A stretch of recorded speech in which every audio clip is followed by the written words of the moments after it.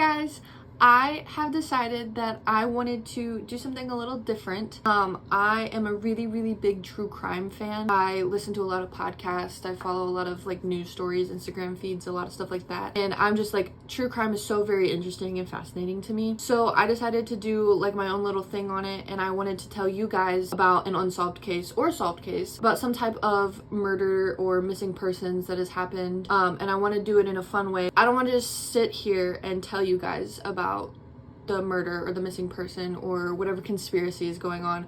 I wanted to do something so that I'm engaged in it and you guys are engaged in it as well. So I got this idea from Bailey Serene. She does this thing where she records YouTube videos and she calls them Murder, Mystery, and Makeup, and I think that's such a good idea. She tells a true crime story while she does her makeup, and I decided that I'm going to do the same thing. All of my stories are sourced by myself. I come up with them. I've got the sources that I have used are listed in the description, so making sure that I'm not stealing anyone's work without properly citing them. Yeah, so I've got my makeup in front of me, I've got my story in front of me, and I just wanted to read a story and do my makeup at the same time, and hopefully it'll be fun. If it's not, then you'll never know because this video will never go up. I want to preface this by saying I am not a professional speaker. I stutter a lot, I don't know the right words to say, hence all the cuts in this video because I say in between every single sentence. True crime is very interesting to me. I find it very fascinating, so I will do my best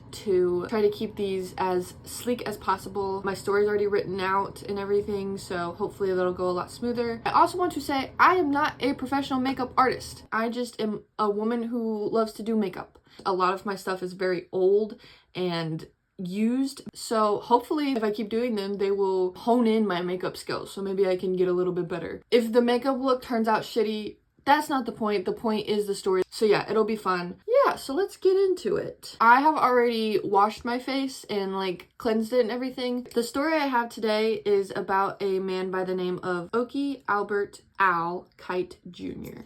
He goes by Al to pretty much everyone in his life, and for the sake of this story, we're going to call him Al. So in the morning of May 24th, 2004, 53-year-old Al Kite failed to show up for work. Al worked for an engineering consultant firm in Denver, Colorado, and a lot of his co-workers had noticed that he was a no-call, no-show today. Al was described as being a warm and friendly guy who was normally very responsible. He was rarely late and he rarely ever did no-call, no-shows. As time passed, Al's employees began to grow very weary and very nervous for him.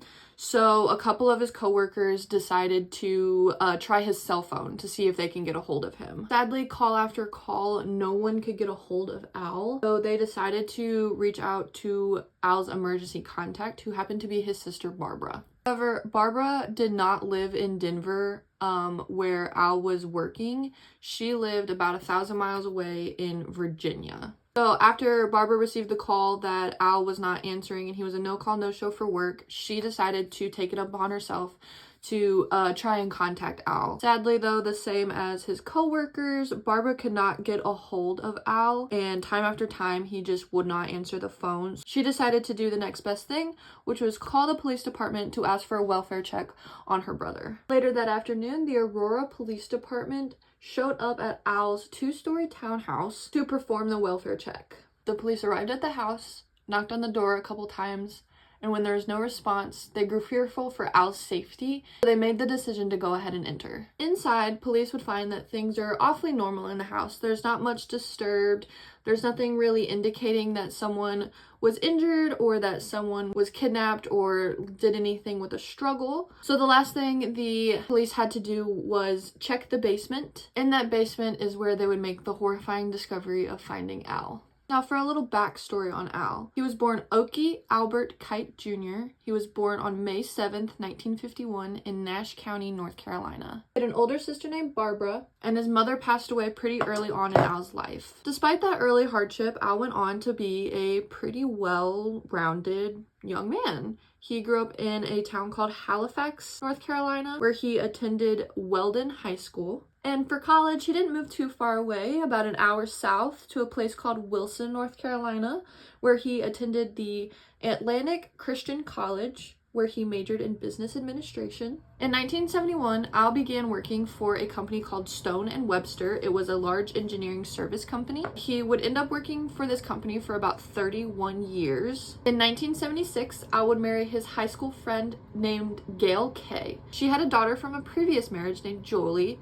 who would become Al's stepdaughter, but Al and Julie got along very well. Al's job at Stone & Webster took him all over the country. He had projects in Massachusetts, Texas, New York, Nevada, Wyoming, and Tennessee, and for a short period of time, he worked on a project in Algeria. Shortly after their marriage in 1988, Al and Gail would divorce. The separation seemed to be amicable, and Al carried on a loving relationship with his stepdaughter, Julie. It wasn't until 1998 that the proposition of moving to Colorado surfaced up for Al, and he was given the opportunity to accept a job there. Now, Al was a very big outdoorsman. He loved doing all kinds of activities like golfing, biking, hiking, camping, and skiing. Colorado being a great big outdoors state, he decided to take the job there. So Al packed up his stuff and moved to Aurora, Colorado, which is on the outskirts of Denver. Al moved into a 2-story townhouse. It had a lot of room, and Al often joked that it was more room than he needed.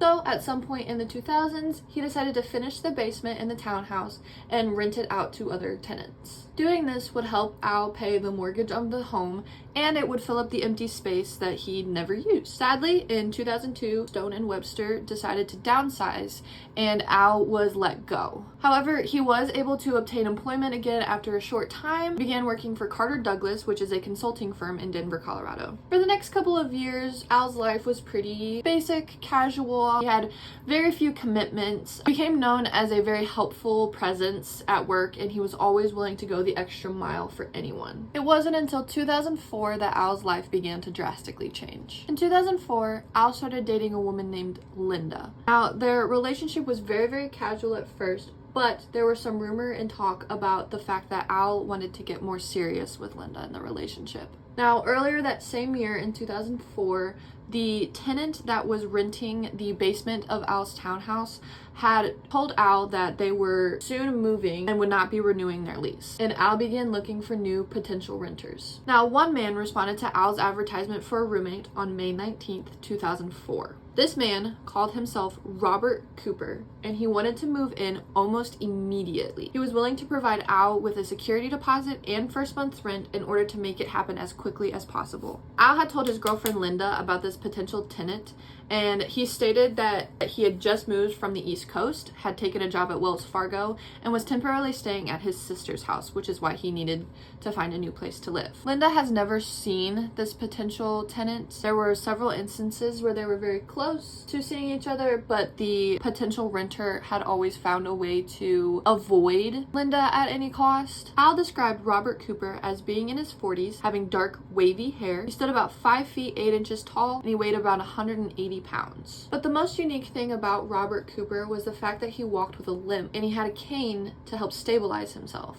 Later on, other people that were renting their properties had encountered somebody by the name of Robert Cooper. A local professor from the University of Colorado owned a property that she was renting out. A man matching the exact physical description of Robert Cooper met with her to discuss the property. However, this man did not have a limp, nor did he have a cane. He even spoke with a Romanian accent. Now, there's a lot of discourse going on between all of the articles that I read about this Romanian accent and the professor. Some people claim that this professor knew a lot about different accents and could differentiate the difference between a Hungarian and a Roman accent. And some claim that she was an English teacher who absolutely had no idea what a Romanian accent even sounded like. So just for the sake of this, we're going to say that he had a Romanian accent or a similar accent while talking to this potential buyer. The man going by Robert Cooper had apparently approached several potential renters the day and weeks leading up to him responding to Al Kite's advertisement. At least 3 renters recall having encounters with this mysterious man, and particularly all recall having different characteristics. He had different accents, different mannerisms. It was as if he was putting on different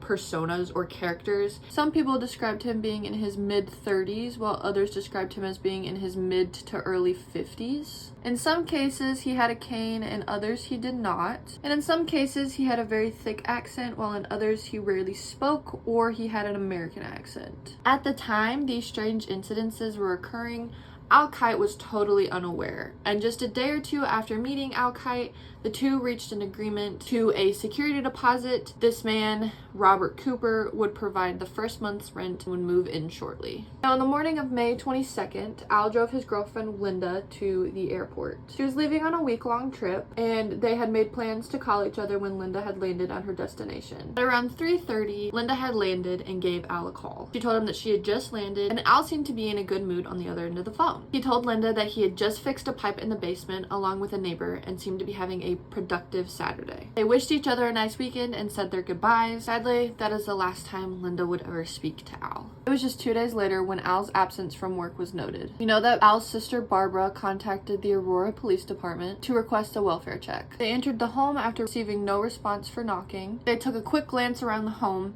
and then began stepping into the basement where Al's mysterious roommate would be moving in any day. In the basement, lying face down, was the body of Al Kite. The scene immediately looked gruesome. There was blood spatter along the wall and the floor and around his body, indicating that his death had not been a peaceful one. Investigators and analysts noted a wound on the back of Al's head. This indicated that he had been hit from behind, and they theorized that it most likely happened while he was walking down the stairs. The most disturbing fact, though, is that Al had not just been murdered. He had been bound and tortured beforehand. His hands were tied behind his back, as well as his feet. He had been hog-tied. And from there, the person that attacked him proceeded to mercilessly torture Al for hours, using a number of sharp tools to do so. Based on information that the investigators got from the crime scene, they determined that Al's cause of death was not the head wound that they originally thought. Instead, it came from the 22 stab wounds found around his body. He appeared to have died just hours after getting off the phone with Linda on the 22nd. Now, this part is seriously messed up. Due to some evidence that the head detective and the other investigators find at the crime scene, it appeared that following the brutal torture and murder of Al Kite, the killer then had proceeded to eat food from Al's kitchen, take a shower in his master bathroom, sleep in Al's bed, and wear articles of Al's clothing. A statement from the neighbor said that they saw this mysterious killer leave Al's house early that Sunday morning on the 23rd. The house had been seemingly wiped down for fingerprints, and bleach had been poured down the shower drain. In addition, the killer had soaked multiple knives in bleach afterwards. Investigators immediately started working on a motive for the crime. They originally thought a crime of passion because Al had been tortured before his death, but there was no one in Al's life who could find a reason to pick a fight with him, let alone torture him for hours on end. They then began to develop the theory of a methodically planned robbery, since Al's phone and car keys were missing. However, later that Monday, the 24th, Kite's blue and gray GMC pickup truck was found. It had been parked a little over a block and a half away along the street. After investigators conducted a search of the truck and the house, they were able to find trace amounts of DNA. They would then submit that to a forensic database. Now, while looking through a trash can at Al's house, they found a discarded rental application. This application contained a stranger's name, mailing address, social security number, and phone number. The name on the application read Robert Cooper. The address, which was supposed to belong to the sister of Robert Cooper, was actually to a building on the University of Colorado's medical school campus. The social security number turned out to belong to an unrelated woman who had no connection to the case, and the phone number was to an active burner phone. Police decided to organize a trace of the burner phone and Al's cell phone since it was still missing, and they were surprised to find that both of the cell phones were still moving throughout the Denver area. However, police would soon learn that both phones had been abandoned and they were dumped around where homeless people were known to hang around, so it's theorized that this Robert Cooper knew that there would be transient people there. A further investigation of that burner phone found that it was purchased at that University of Colorado Medical School, and detectives also found out that that burner phone number had been used on multiple rental applications. Since that's the second time that this medical school has come up, investigators decide to look at it as a lead. Police would later learn that some of the rental properties that this Robert Cooper had applied for, they were advertised on flyers within the university, but they hadn't been posted anywhere else, like on websites or the newspaper ads or anything like that. They were specifically on the campus. Police decided to look into Al's financials, and they discovered that his ATM card had been used the night of his murder. Investigators were able to track down the exact ATM that was used, and lucky for them, it had a built-in camera. Unlucky for them, however, the killer had come prepared and wore a ski mask and gloves. The killer withdrew $1,000 from Al's account.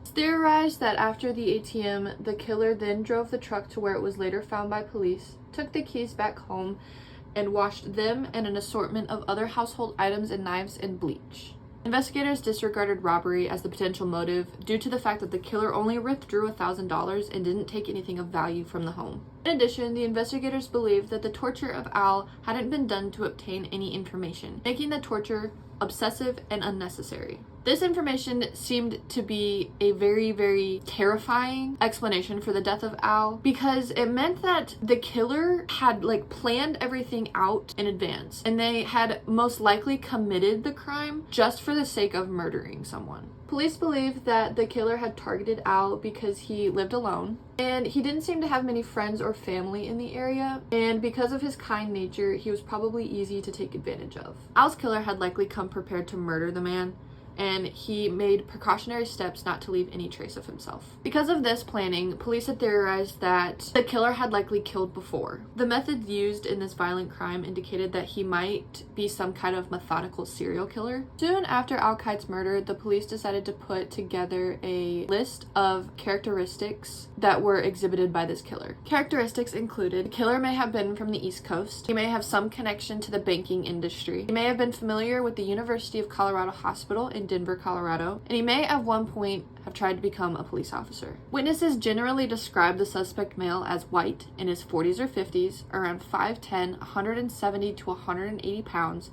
with black or brown hair. Witnesses report that he walked with a limp and used a cane, and others reported that he spoke with a possible Romanian accent. Later, in May of 2004, Al's remains were released to the custody of his loved ones and flown back to his hometown of Halifax, North Carolina. Despite there being many promising angles for investigators, the lack of any real evidence had kind of stopped them in their tracks. Obviously, like most cases, a number of theories had started to pop up. There are 3 specific theories that investigators and police decided to look into. The first theory has to do with the work that Al was involved in. Al was lead accountant and department head for many large engineering products, such as the Surrey nuclear plant in North Carolina or the Lawrence Livermore National Laboratories in California. Some people will theorize that because he was head of those jobs that it would cause someone to want to murder him. The second is that this crime has some connection to the real estate market, considering that Al had just put his basement up for rent, and the crime kind of bears a resemblance to the Lee Scott Hall case. And the third theory is that this was simply just a practice kill, in which a killer or a serial killer decided to make Al Kite a victim for no apparent reason. Sadly, that is where Al's case comes to an end. And anyone with information is encouraged to reach out to the Aurora Police Department. That number is 303-739-6710. Alright, y'all, that's all I have on the case, and my makeup is complete. This is the final look. Like I said before, I am not a professional makeup artist. I just like to dilly-dally in my own free time, and I kind of just do whatever I think comes natural to me. If you guys have any information about the Al Kite case, please do not hesitate to reach out to that phone number that I listed before. This case happened 20 years ago, and it's really hard for me because I lived in Aurora, Colorado for a small chunk of my life. Thank you guys so much for listening to today's episode. I really appreciate you guys being interested in true crime just as much as me, and if not true crime, then makeup at least. I hope you guys have a great day, and I'll see you next time. Bye.